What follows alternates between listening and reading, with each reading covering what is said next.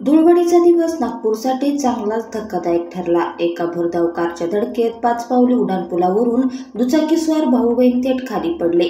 दोघेही गंभीर जखमी झाले असून त्यांच्यावर उपचार सुरू आहेत। कार चालक दारूच्या नशेत होता व त्याच्या गाडीतून दारूच्या बाटल्या व चाकू जप्त करण्यात आले आहे। या घटनेनंतर घटनास्थळी तणाव निर्माण झाला होता। मोहम्मद इरफान सलाउद्दीन अन्सारी वय 30 आझादनगर टेका 5 पावली व फैजिया अन्सारी वय 21 असे जखमी भाऊ बहिणीचे नावे आहे। तर राहुल नारायण मंगले वय 41 श्रीकृष्णनगर अयोध्यानगर हा आरोपी आहे। धुळवडीच्या दिवशी दुपारी 3 वाजताच्या सुमारास दोघेही भाऊ बहीण त्यांच्या दुचाकीवरून कमाल चौकाकडून गोळीबार चौकाकडे चालले होते। त्याचवेळी राहुलने MH31 BC 1185 ही लाल रंगाची कार दारूच्या नशेत भरधाव वेगात आणली।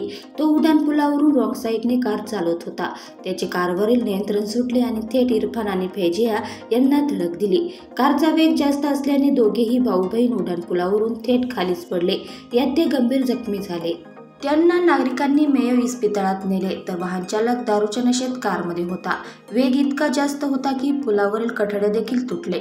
हा प्रकार पाहून उड्डाणपुलावर मोठ्या प्रमाणावर गर्दी जमली। या प्रकाराची माहिती मिळताच पोलीस घटनास्थळी पोहोचले। आरोपी विरोधात गुन्हा दाखल करत त्याला अटक करण्यात आली आहे।